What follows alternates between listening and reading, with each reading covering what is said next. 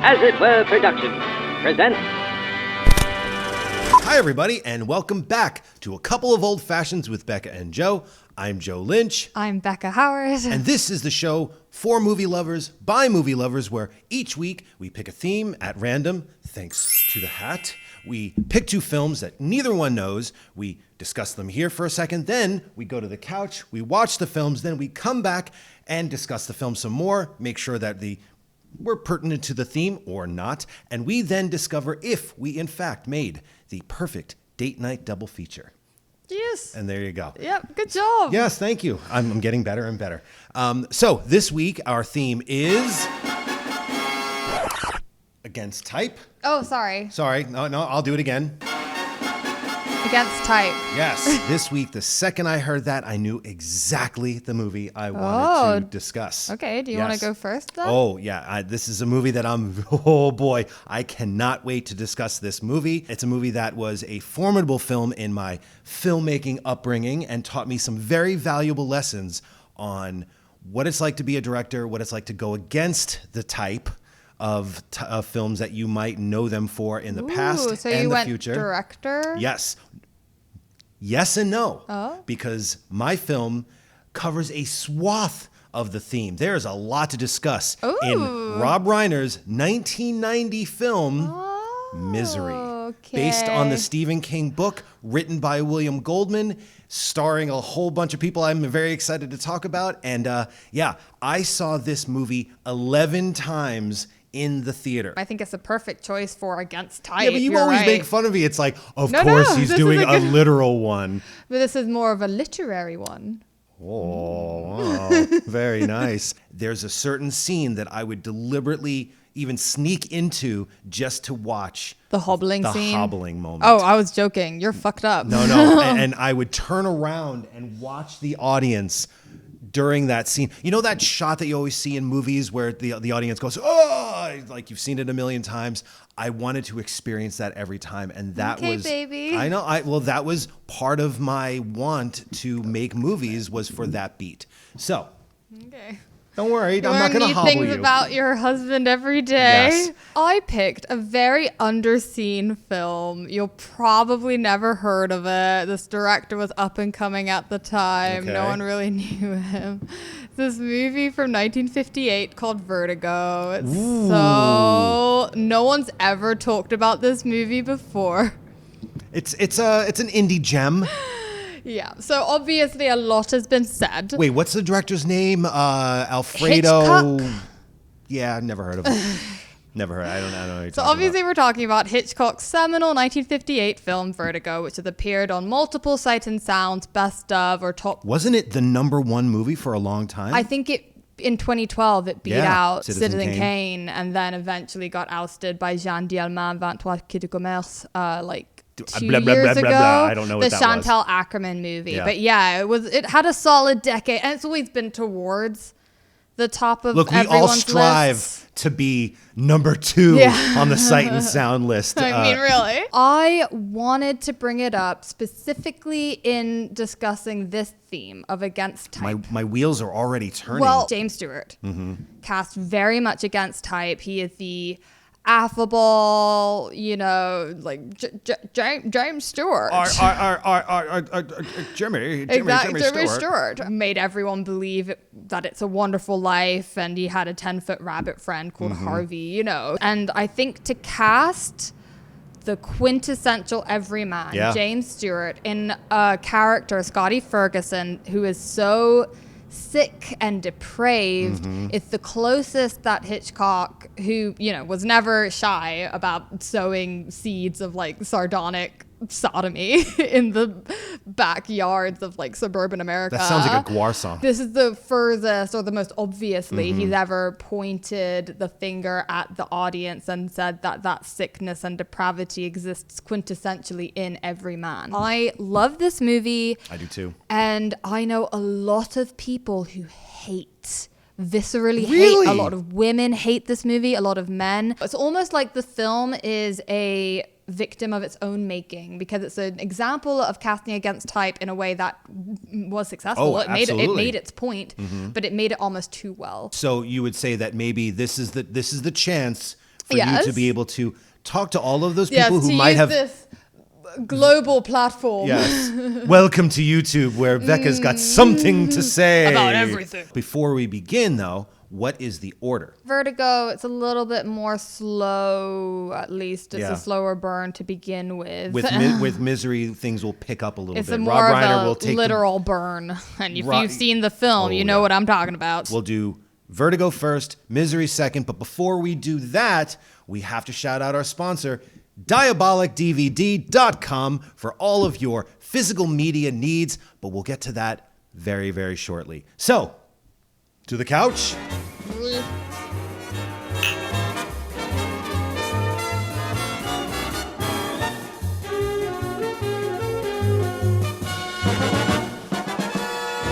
And now it's A Couple of Old Fashions with Becca and Joe. This week's episode, Against Type. And we are back. And woo-wee! My brain hurts a little bit. Oh, yeah. Only because two of my favorite movies. all Nothing to do unfolding. with bourbon. Well, that's helping. It's easing the brain a little bit. Yes, so first up, Vertigo. I want you to follow my wife. I'm afraid some harm may come to her. That explains it. Anyone could become obsessed with the past. Listen, what is this? What do you want? Just want to know who you are. Does that remind you of her? One final thing I have to do. Then I'll be free of the past.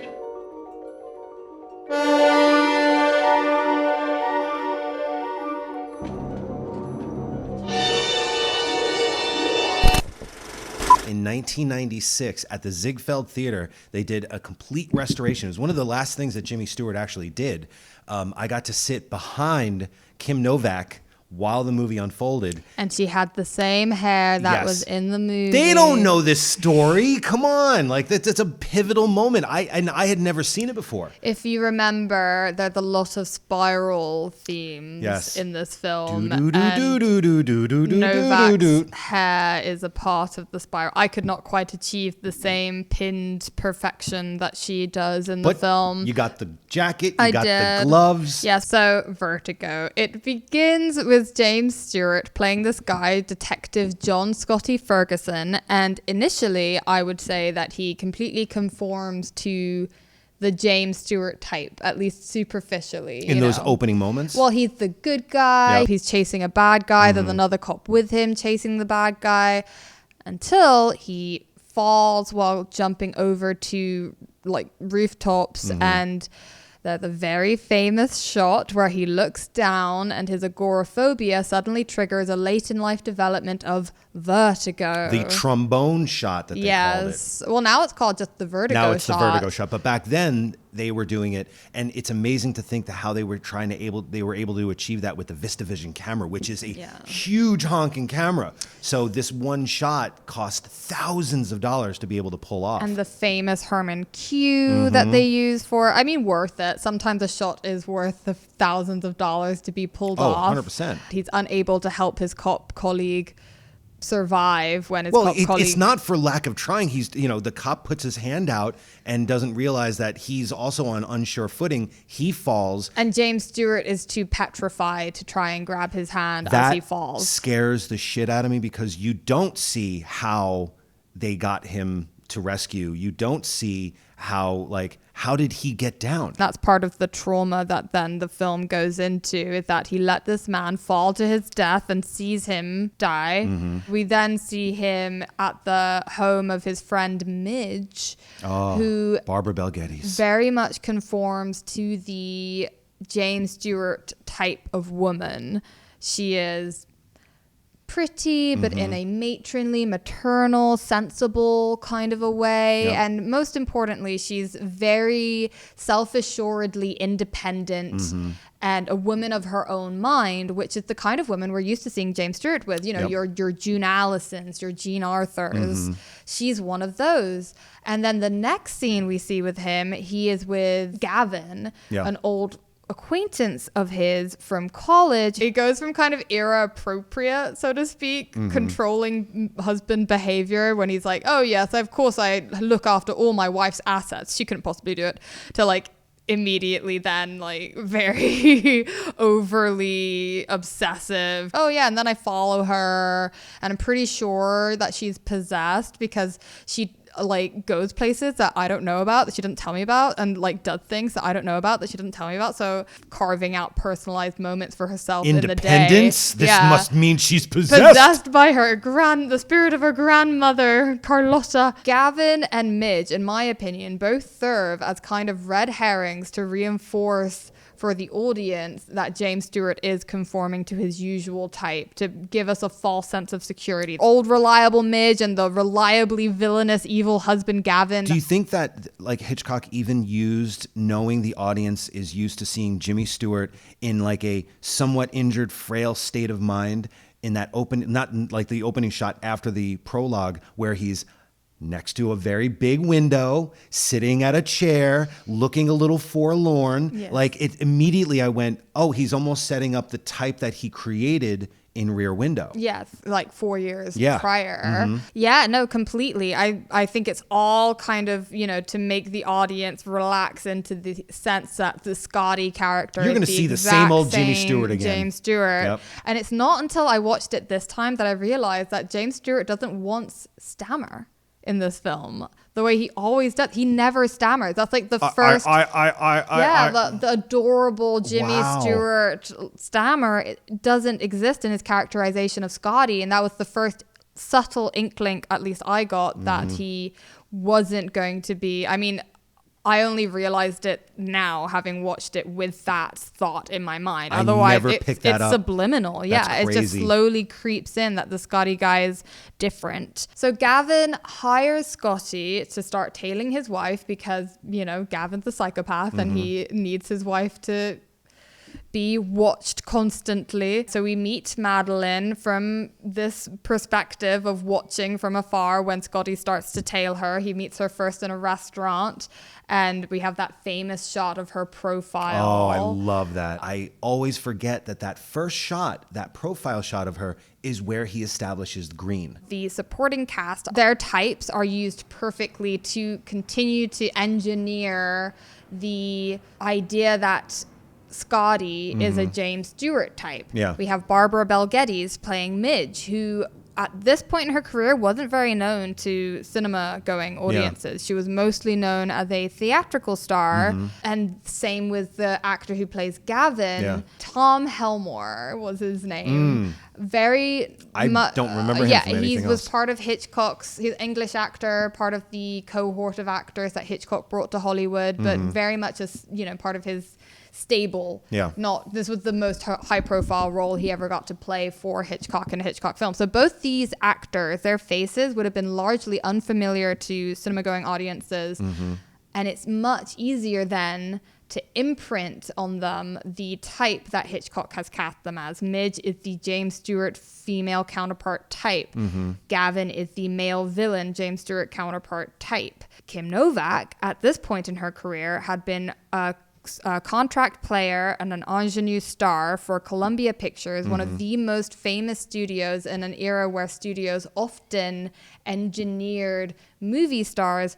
For doing that, Harry Cohn famously discovered and engineered Rita Hayworth into a movie star, and she very sadly has a quote attributed to her where she said that people go to bed with Rita Hayworth and they wake up with me, suggesting that the women that come out of this studio era were manufactured products. They weren't real women. And Kim Novak, who was very famous at this point for her debut roles in films like Picnic and Five Against the House, was known for playing the blonde, unattainably beautiful, the cold, aloof, the woman who's just, you watch from afar, you can't possess her. Her not the girl next door. Yes, James Stewart is the boy next door. She is not.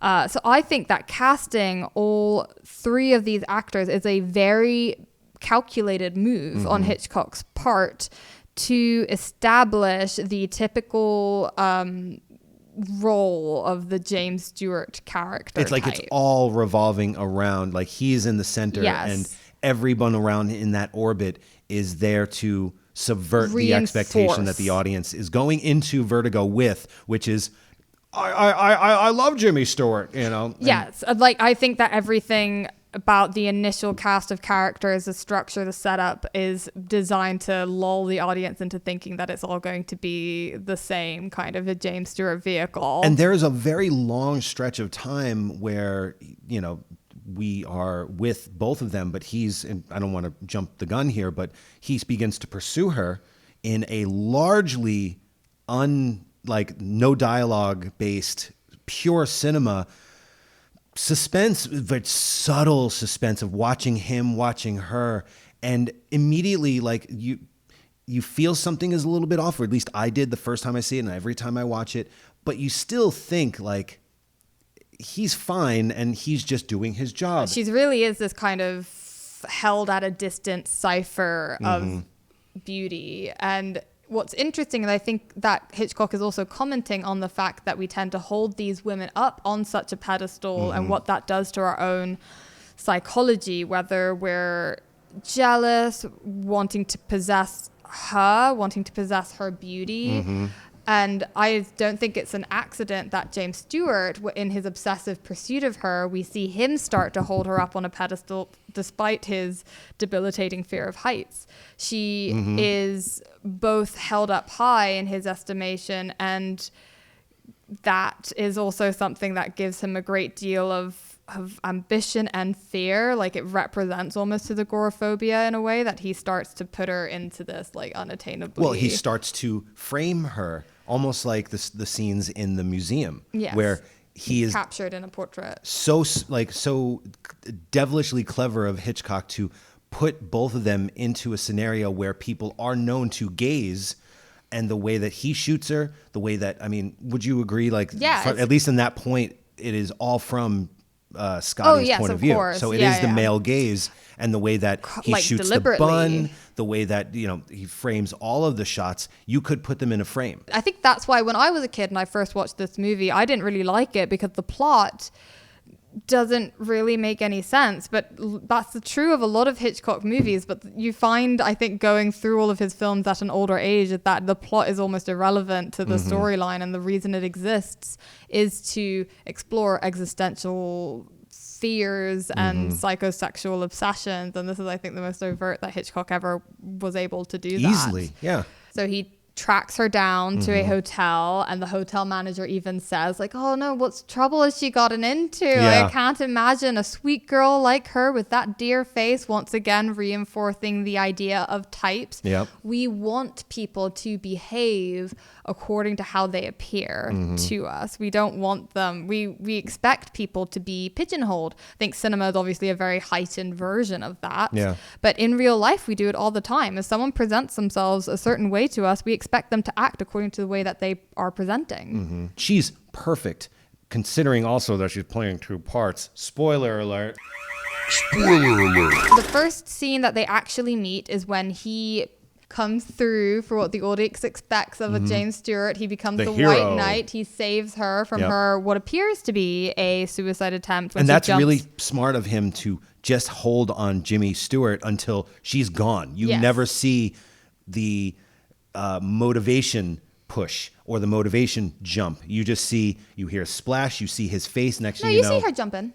But it's not really, it's from afar. So you don't really know, like, could she have slipped? Did she attempt suicide? You have no real clue. It's mostly on him. And the next scene that we see, for all intents and purposes, is like a scene out of a horror film. But because it's James Stewart and it's told from his perspective, it is shot like it's a romance. And I think the audiences, I can't remember the order of films, but this is around the same time that James Stewart and Kim Novak had actually co-starred as a romantic couple in Bell, Book and Candle. But she wakes up after he has saved her from the water naked in his bed. Imagine if you woke up, whether you're a man or a woman, just naked in the bed of a stranger, and you like react the way that she does. She's just like, oh, hello. Like, she's never... Where have my clothes gone? Yeah, we don't question it because Hitchcock has so devilishly constructed our like assumptive version of this world where James Stewart is a gentleman, the protagonist. He is the hero, but the way he acts here is nothing short of like serial killer behavior for sure. And it's only when you start to watch it in retrospect, having learned the second half of the film's contents, that you're like, oh, this is fucked up. Yeah. This is at a time where films were not on TV. There was no home video. There was no rewatching of a movie like that other than if you went back to the theater. And I think this movie hits harder knowing all of the over obsessive natures that that Scotty had, to be able to take that to the rewatch and watch that first half again. Yeah. It hits so much harder every rewatch, knowing where it all unfolds, that he was always a creep. Because Hitchcock is so successful at manipulating the audience, that I think people assume that in his portrayal of how women are gaslit, they assume it's condoning it. We find out in a very controversial move that Madeline is not Madeline. She is a shop girl called Judy, who is hired because of how much she looks like Madeline by Gavin to pretend to be Madeline, so that Gavin can then murder his wife. See, you saying all that makes the plot seem The so plot convoluted. Because both Gavin and Midge completely disappear at the halfway point. Yeah. And the last we see of Midge, one of the last points we see of her, she has literally, because she's afraid that she's losing Scotty to his obsession over Madeline, she paints herself into the painting of Carlotta. It's so weird looking. And well, I think that speaks to how we tend to cast people according to their type. Yep. All the time in our lives. And when people try to change how they are, it's very disconcerting, and we don't like it. We like for people to be the versions of themselves the log lines that we've given them in our mind. I think people want to be perceived as a type or a bucket, or just to kind of... I'm not a type. You are beyond type. Yes. You're my type.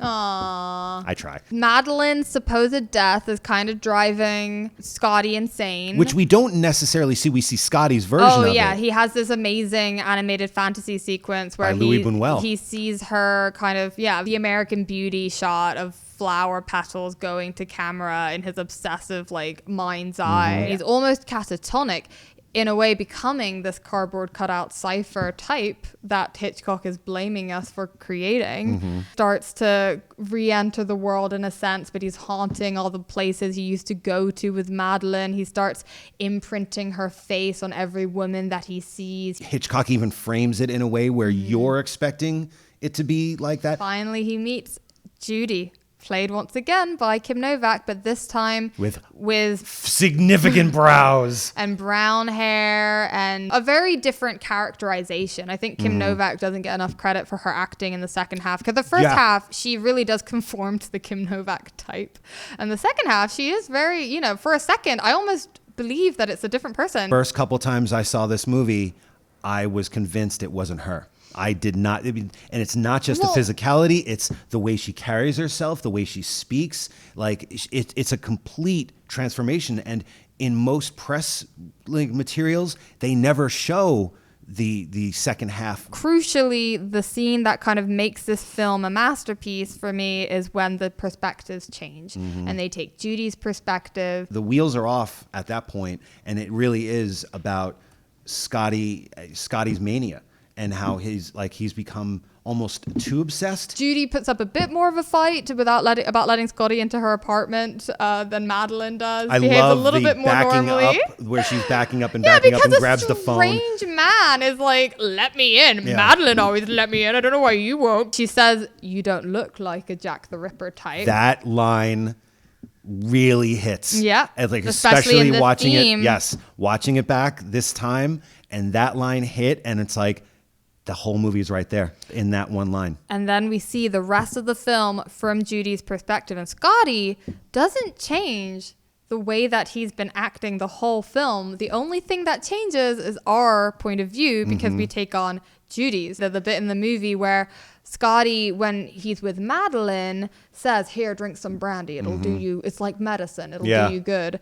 And at the time, it's like, oh, there's romantic music playing. And, you know, it feels like he's looking after her because it's his point of view. Yeah. He says the exact same thing again to Judy, but now it's Judy's perspective. And he's like, here, take some brandy. It's medicine. It'll do you good. And it's really like scary and forceful and like creepy. When there's no music, it's just like drink it. And when you have the transformation moments, when it's about the hair, it's about the clothing, and how I don't think he's ever been, at least in the previous moments in the movie, he's never been that like forthright and determined. Monsieur certainly does know what he wants. Yeah. All the shopkeepers think it's okay that she keeps saying, no, I don't want this. And he keeps saying, yes, you do. Yeah. They expect her to be this kind of, you know, subordinate to him. The world expects that of her.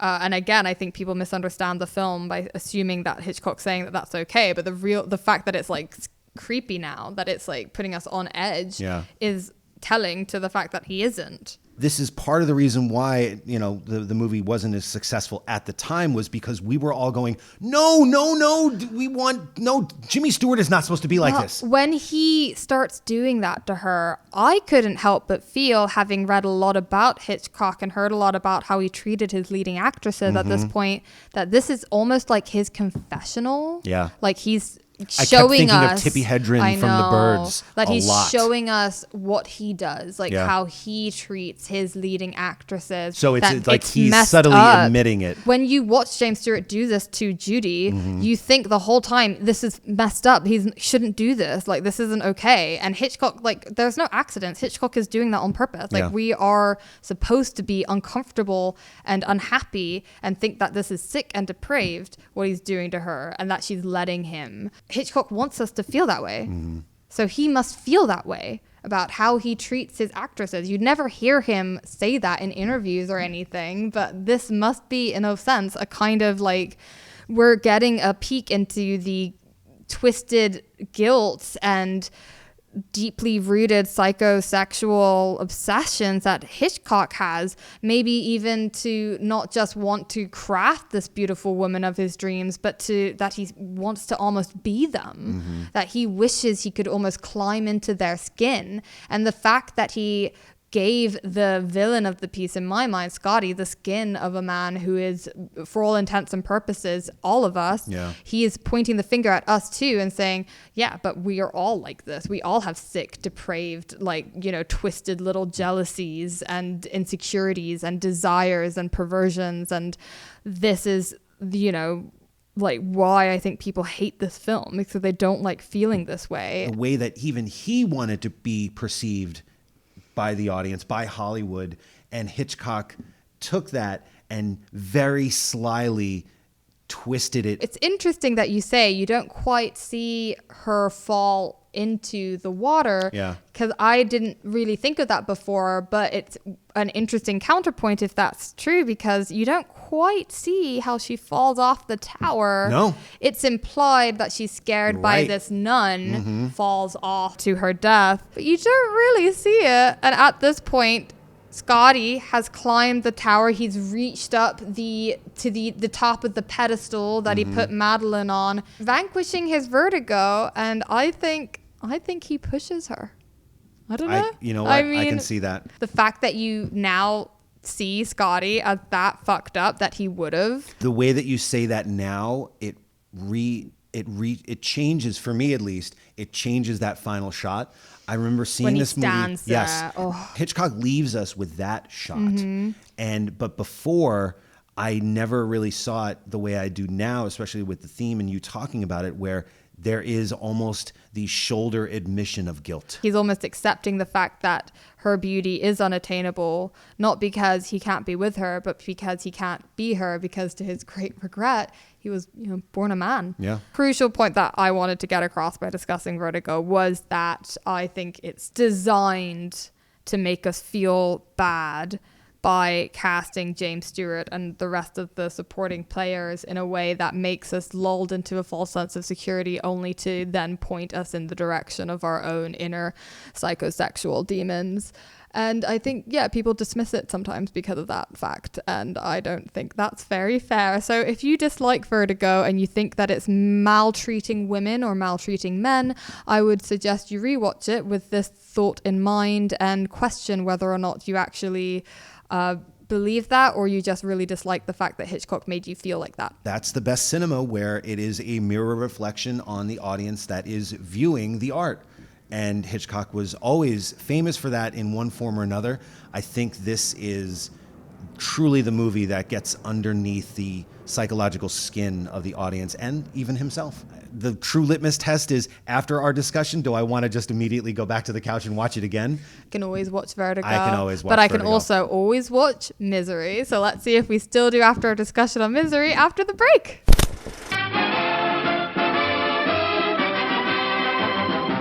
Well, it's Thanksgiving, and It is. And what are you thankful for this year? Oh my God, booze. I mean,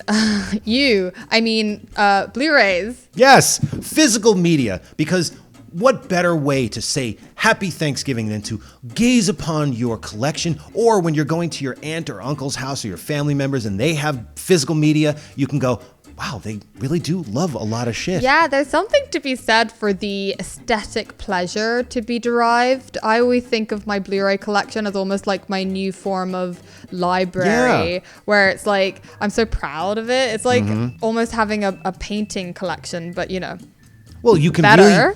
you can almost kind of determine a person's character and their tastes and their likes by their physical media. And you know where you can get a lot of that physical media? DIABOLIK DVD. Nope. DiabolikDVD.com. That was the French version. For you French people out there, you can call it Diabolik. or Diabolic Oh. or Diabolique, but we call it Diabolik The DVD. most important thing to know about it is that it, like our walls, are covered in festooned, if you will, Yes. in all kinds of different weird cult horror choices for the last 20 years from all around the world. Yep. Diabolik offers a one-stop shopping experience from all of your favorite labels, including Cauldron Films, Arrow, Synapse, Blue Underground, Mono Macabro, and many more cool companies from around the world. So, because it is the theme this week is against type, we felt like, it's always good to be able to give out a few more titles that fit that theme. Well, there's so many on Diabolik, and I decided to pick, perhaps, as you know, my favorite film of my life, maybe. Wow, okay. Certainly my favorite Leone. It's called Once Upon a Time in the West. Famously cast Henry Fonda against type as the villain. Spoiler alert? Well, anyway, you find out pretty soon. It's available in so many different formats. My particular favorite is the 55th anniversary edition, where you can get it on 4K UHD, Blu-ray, all regions, with poster art, lobby cards, festooned with different extras. I believe currently out of stock, but if you put your name down there on the waiting list, they'll let you know as soon as it becomes available again. And I mean, I'm in the same boat as you guys. I'm on that wait list and I am waiting.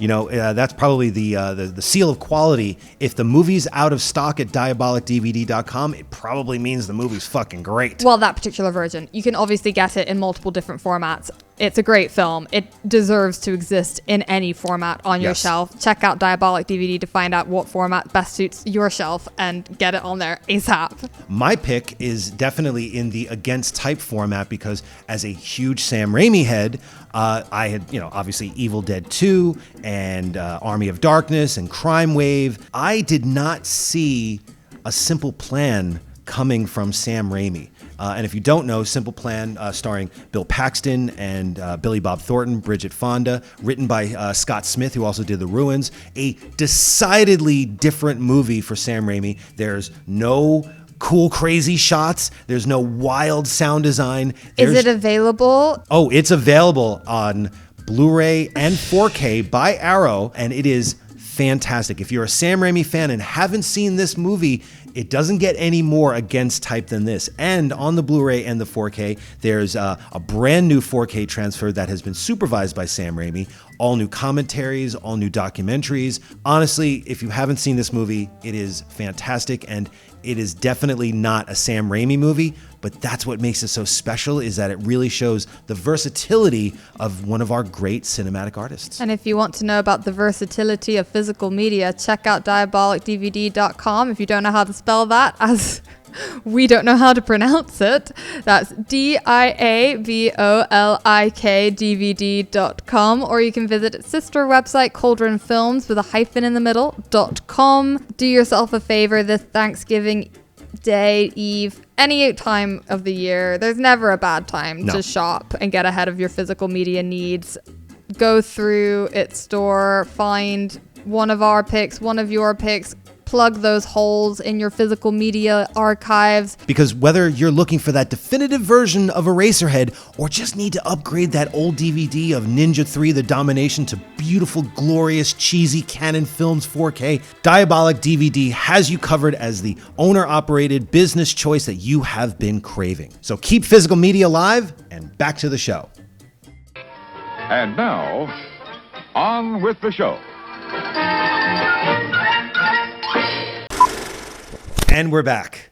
And hooba dooba. The gloves are off now. The gloves are off now because it's time to talk. I'm your #1 fan. I'll take good care of you. My name is Annie Wilkes.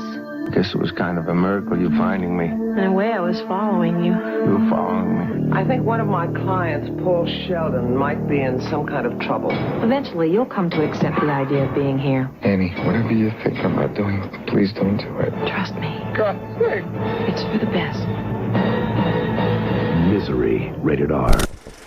One of our favorite directors, because he made a movie that we watch every New Year's. A lot of Reiner's films are part of our yearly schedule. I mean, When Harry Met Sally is perhaps the most important movie of that schedule, because we have to watch it on the last day of the year every year, because it's the best New Year's movie. And there's a lot of great New Year's movies. Yeah, but not like this. Rob Reiner, for me, was a formidable director when I was a kid, between Spinal Tap and Princess Bride alone. This is his first horror movie. And I never thought back in 1990 I would open up the pages of Fangoria and see a shot of Rob Reiner directing in that. Even down to the way that they use the font in the opening credits. You almost have a visceral response when you see these like dark red, kind of grimy like type fonts, and then you see Rob Reiner. No, I mean, that's an interesting point, though, I guess, because I've always really been turned off by the auteur theory. I think a lot of modern critics tend to be, because, you know, Joe and I have been on sets. There's a lot of the collaboration. Director is responsible for. Sure. But they're not an auteur in the same way that Paul Sheldon in Misery is the author of the Misery books. Because when you're a writer of novels and of just prose, you don't have a DP and a producer and a cast and production designers and PAs and all that. You are the true author of the story. There's other directors like Robert Wise, for instance, who played around in a lot of different genres against type. And he often gets accused of being a journeyman director, which is a horrible way of saying that. That is a title that I heard. But do you think of Rob Reiner as an auteur? I think that both Rob Reiner and William Goldman, who's the screenwriter, and Barry Sonnenfeld are all working in tandem in being very deceptive on what you're usually expecting them to do in terms of writing and directing and cinematography, for example. And they are molding themselves in ways that still make, you can still see Rob Reiner, who is one of the best actors, directors in the business. He is siphoning out performances from James Caan and Kathy Bates. I don't think any other director would have done. So they're still working according to their types of artist, even if this material is perhaps against type. Yeah, and at the time when you think about it, Stephen King, all through the 80s, he was a brand at that point. So for him to be, and he did not want anyone making this film. It was Rob Reiner who was the one who convinced him, and part of that was because King loved the idea that here's a director who's already done some of his work, but did a drama of it with Stand By Me. That's where I think the masterstroke of this movie, in terms of both the movie itself, but also with the theme, is the casting of James Caan. The movie's about Paul Sheldon, who is a famous writer, very much like Stephen King, but instead of horror films, he does romance novels. And he's just finished his latest book. He writes all about this one character, Misery Chastain. Perhaps in the same way that Hitchcock and his casting of James Stewart in Vertigo made that a victim of its own making. James Caan is interestingly plays a writer who's become a victim of his own making with the success of Misery, this series of books that has him typecast within this particular kind of writing vein. So he finishes the book and he goes off into the blizzard to go back home to New York, gets into an accident. And I love that even that scene is almost like against type for a car accident, because he's playing like a fun song on the radio, like a relaxing boppity song. Story, you would just be like, didn't. oh, he's going to make it through. I hadn't read the book. It's already like casting against type by having him have this accident at the onset, at the inciting incident, while relaxed into what seems to be a very nice... the song would the song, like, normally it would be a score moment where it's like dun dun dun dun dun dun, instead of it's like dun dun dun. So it's very shocking when it goes off the road and sets up the film very nicely for going against type. Lo and behold, there is this woman that saves his life, who just happens to be his number one fan. Annie Wilkes, played by Kathy Bates, who had not acted in any feature film before. She was coming from theater. And seems at first like James Stewart in Vertigo to conform exactly as the type of person that she presents herself to be. We see her in the soft lighting. She's very friendly. She's very comforting. She says she's a former nurse. Everything about her lulls you into this happy little sense of you, and you really would want, I'm sure, in this vulnerable position that Can is now in, to believe that she is as she's presenting herself to be, that she's going to look after him, nurse him back to health, take him back to a hospital once he's all set and recovered. I mean, if she hadn't pulled him out of that car, he would have died. Of course, he would have died. And that would have been the end of James Caan's, would have been the end of Paul Sheldon. I love Annie Wilkes so much because she's not like Scotty Ferguson. She's not like a classic obvious villain. She's an antagonist, even though it's not from her perspective. The way that they unlayer her and reveal the villain that's happening underneath the front, the skin of Kathy Bates, a very sweet, kind-looking woman that she seems to be, is very beautifully done. Like, the first hint I got was when she's feeding him soup. Yeah. She's read the first few pages of his new book, and she doesn't like the cuss words in it, and he starts defending his work, and she gets upset, pissy. And she spills the soup, and he's like, ugh, and she's like, oh, look what you made me do. And did you notice how the lensing changes, the lighting changes very subtly, like immediately, and the economy of the story on how she goes from being his savior to his worst it's like nightmare. The first time that Khan's like, uh-oh.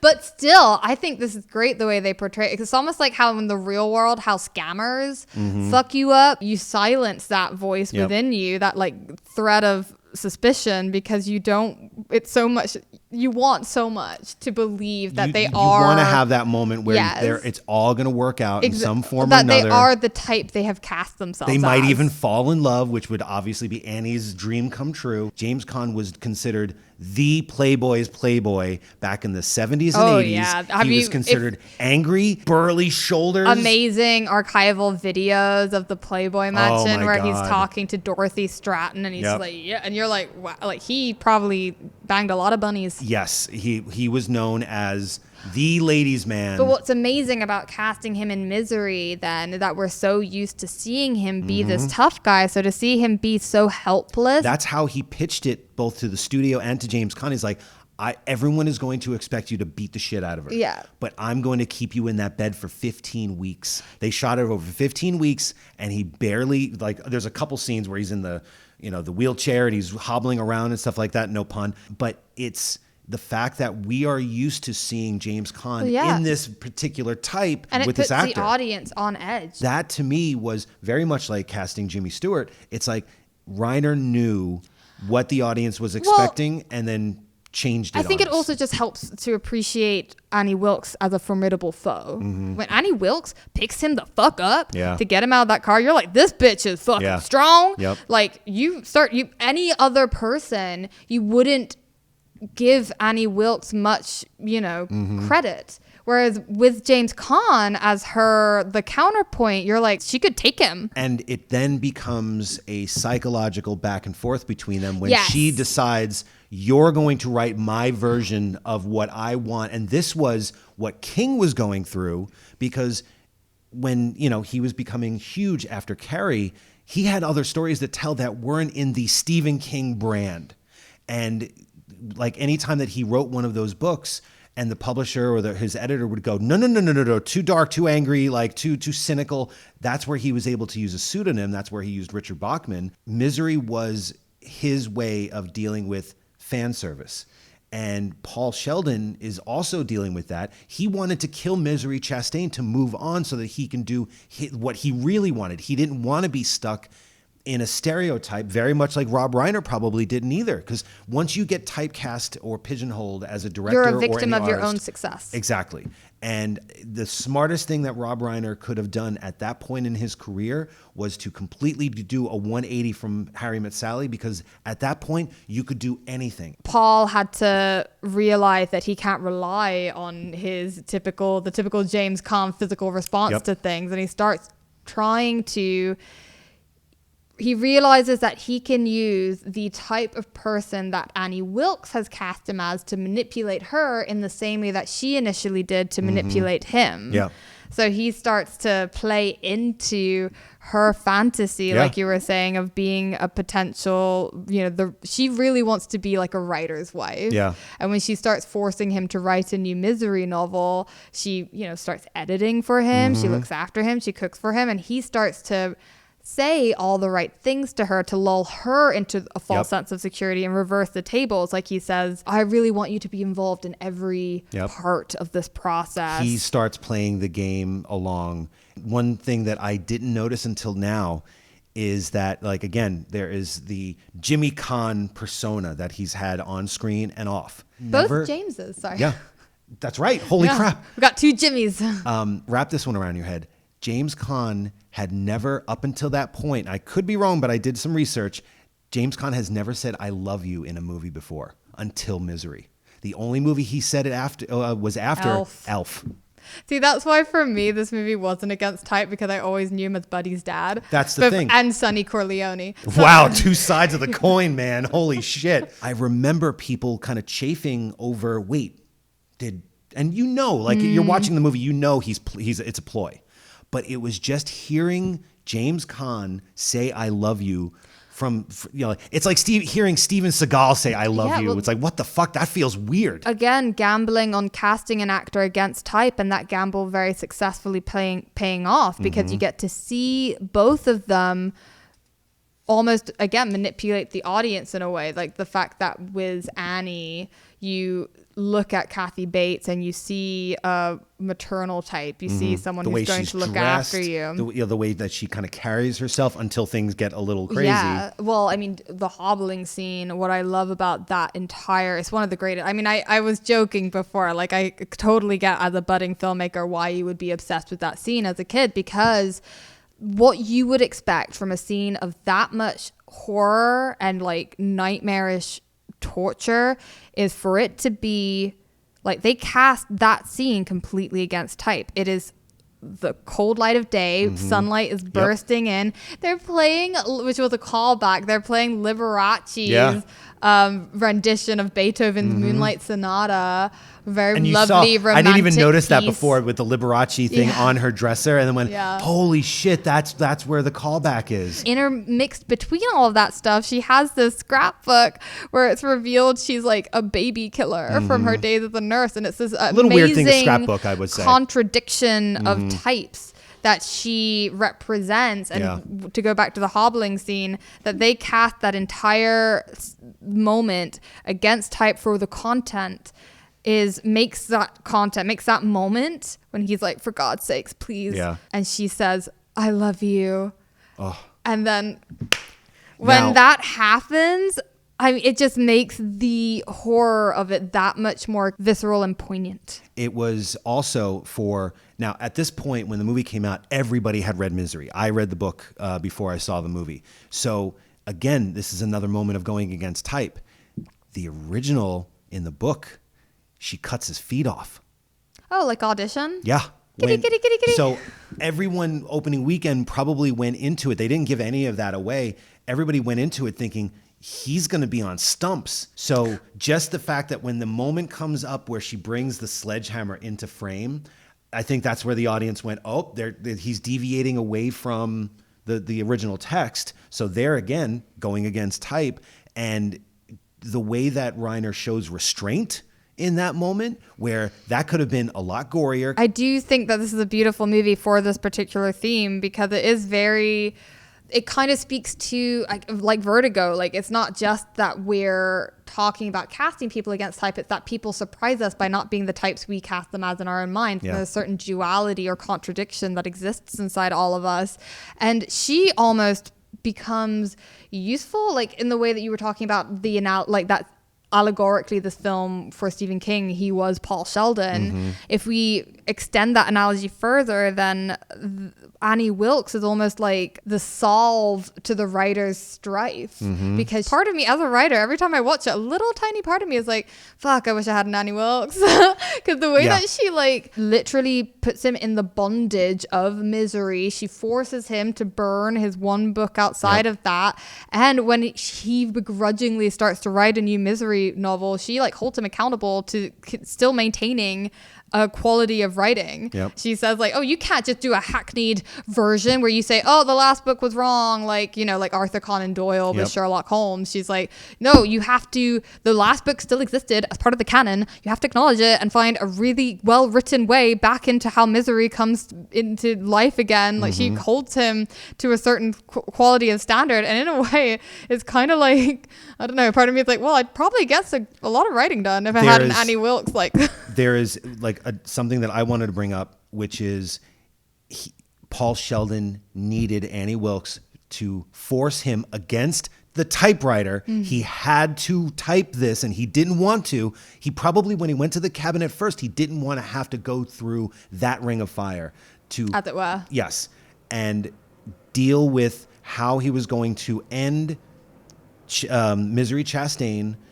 If he didn't have Annie Wilkes literally force him to do it, he wouldn't have written the book that he does at the very end of the film. After he's thwarted the evil and he's killed Annie, and he does. When she's like, you can't do that, when he said he's going to burn the new book that he's written about misery, he says, why not? I learned it from you. Yeah. This relationship that he has with his number one fan that allows him to literally purge Misery Chastain out of his life. His fervent reader, his fan base, his Annie Wilkes, that could be around any corner, even coming around the corner with the dessert tray. Yeah, he imprints on her the same way that Scotty does. Yep, the parallels are all there. Yeah. So the fact that he created this book that was against type for him is ultimately going to yield lesser results, lesser commercial results.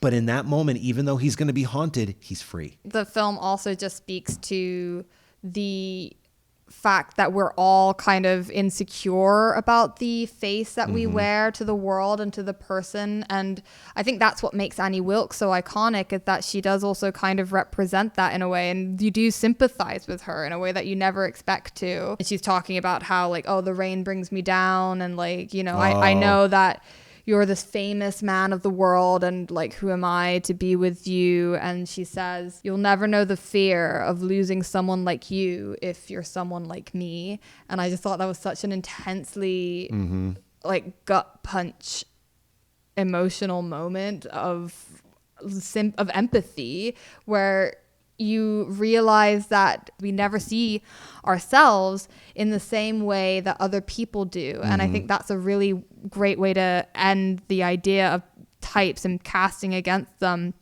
If there is always a uncomfortable contradiction from the type that people see and the types that we are, and the fact that really there are no types ever. We're all just character actors, like struggling to get along. The best we can ever hope for in life is to at least have one person in our lives, like our significant other, in the same way that James Caan kind of is able to be held account by his own fan base, as you were saying, to realize that he has to just be himself and stop thinking about the audience when he's creating work. You have to have someone in your life that you can just be yourself with and not think about how the other person is judging you all the time. So I'm glad we have that. Yes. No, that's a great point, because ultimately at the end of the day, the label of against type, you're right, is the outside persona looking in. Yeah. And that's where sometimes, like Rob Reiner probably said, like, oh shit, everyone thinks I'm meathead. But that's his perception of everyone else's perception of him. And that's where he does a 180. You know, Alfred Hitchcock saying, you know, everyone thinks of Jimmy Stewart as the everyman. Now, how do I subvert that? So it's the outside reflection, or use it to their subvert advantage. everyone else's idea of themselves. I guess we can say, hold on, Last call! it's the last call. Would you say that this was a fantastic pairing, and was the order correct?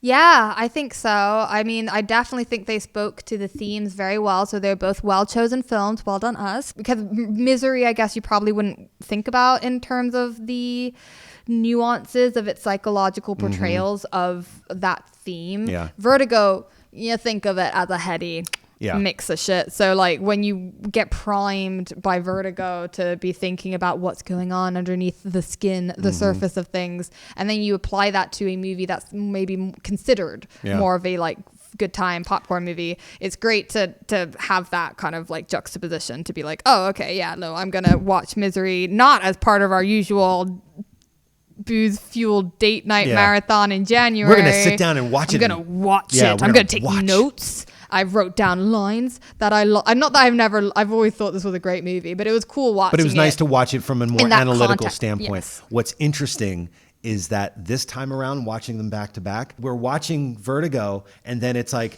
next thing you know, you hear clackety, clackety, clack, the end. And then we're going in. So it's almost like Vertigo was Paul Sheldon's story, and then we kind of take it from there. So in terms of order, I think it was perfect to be able to take something so deep and resonant and complex and visual and story, like, and character and all these things that Hitchcock brings to the table, and then almost kind of transpose it onto Paul Sheldon's typewriter, and then let the writer go off from there into his own dark adventure. So in terms of the order, perfect. In terms of the theme, I think we can both say we fucking nailed it. Yes. And I would say a fantastic double feature date night. Let's figure out what the theme is for next week. Will you fetch the hat? Yes. Da, da, da, da, da, da. Boop, boop, boop, all right. I'll hold it. Okay. All right. I shouldn't be Don't looking. look. Yes. Oh my God. All right, hold on. All right. So the theme for this week, oh shit, is hole in one. Come on, don't be disgusting. Jeez, get your mind out of the gutter. Yes, hole in one.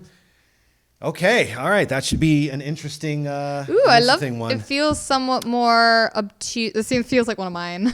Against Type was pretty on the head. Hole in one, I think there's a lot of ways that you can interpret that. I'm just going to put it out there right now. I'm not going to pick Caddyshack 2. Oh, thank God. Yep. Thank you so much to you guys for watching. Please like and subscribe. Give us a comment down below. Let us know what you thought of this date night double feature. Thank you so much to everyone who's already contributed themes. If you do get picked, I will contact you and we will send you a special gift for being part of that. Yay. Wait, why don't I get a special gift? You'll get a special gift of being with me.